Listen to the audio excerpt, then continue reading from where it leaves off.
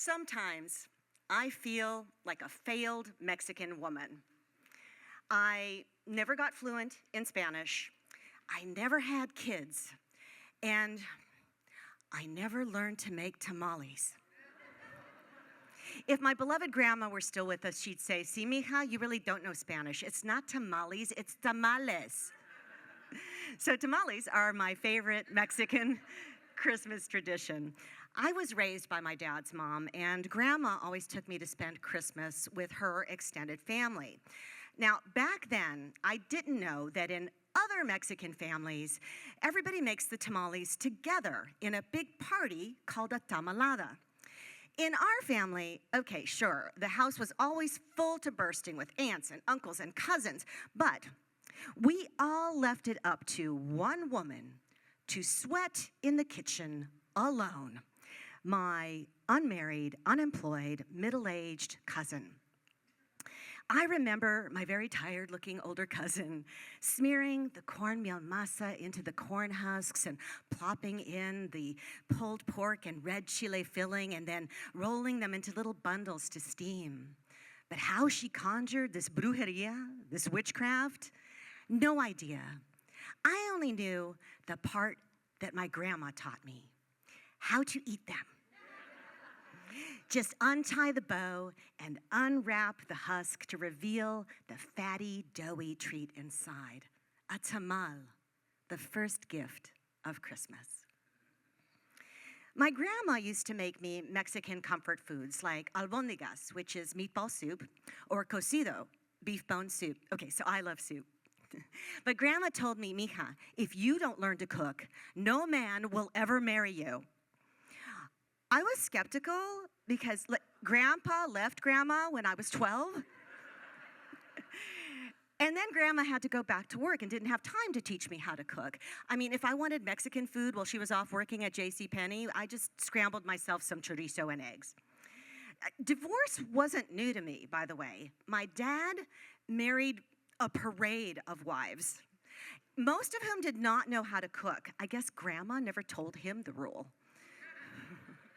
But then in high school came wife number 5. I didn't often see my dad, so I knew nothing about Naomi except that she was the queen of Mexican cuisine. Empanadas, chilaquiles, calabacitas. When I was 19, she whipped up an entire Thanksgiving feast all by herself, cleverly drugging me on tryptophan and carbs, and then sneaking up on me with this threat.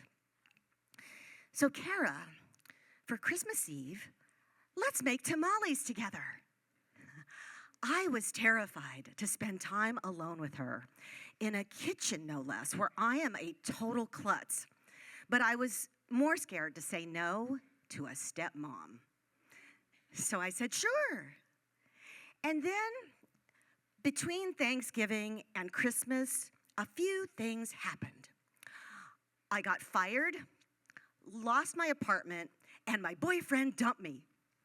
So, overwhelmed, I moved back in with my grandma and forgot everything except like the couch, the TV, and the fridge.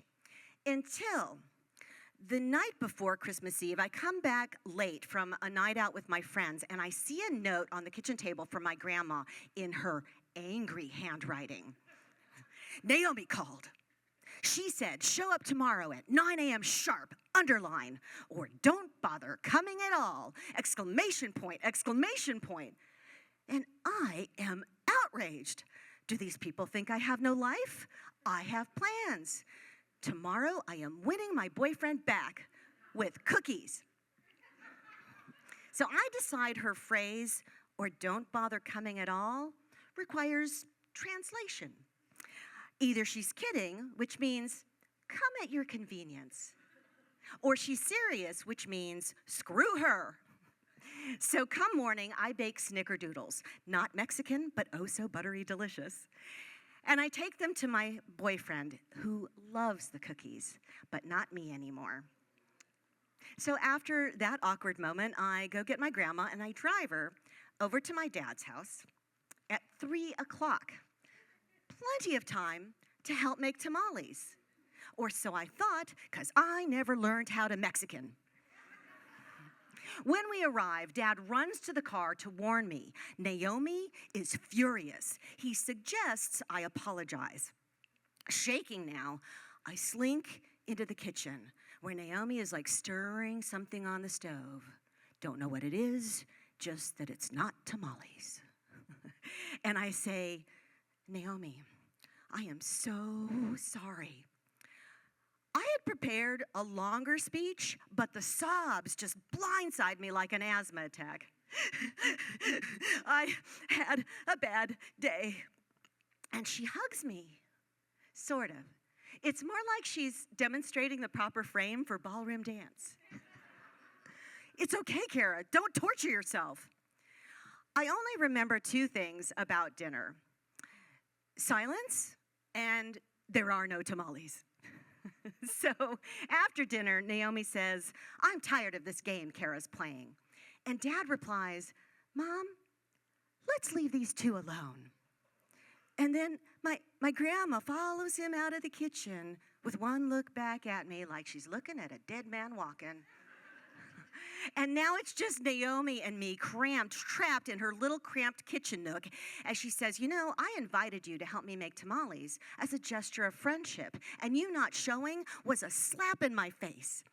And I say, I'm sorry, I had no idea tamales take all day. She said, I don't buy that. You just haven't wanted me around from the start.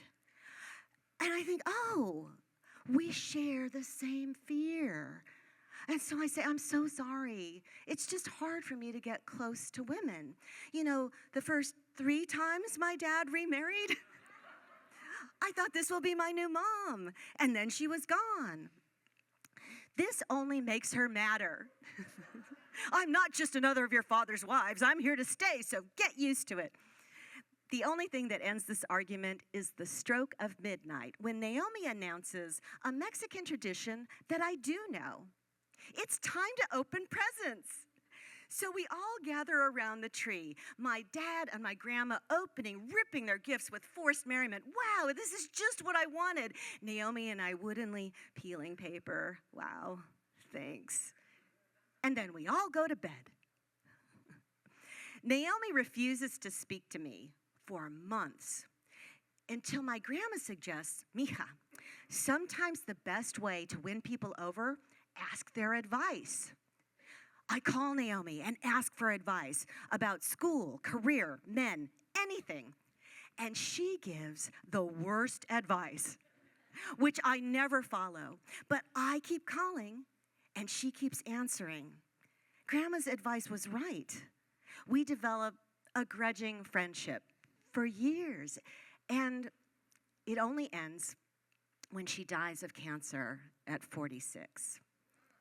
But not before leaving me a final gift, my baby sister. So today I'm 61, and my sister is 28, and we're very close. She loves when I tell her stories about her mother. She thinks the Tamale Incident is hilarious. Because her mother died when she was just a baby. I always make sure she understands that even though her mother and I never got each other, we did love each other. Sometimes that's family. My sister is a worse cook than I am, so I have passed on my new Christmas tradition. I get my Christmas tamales at a local restaurant in Ventura, or failing that, I send my husband to Vaughn's.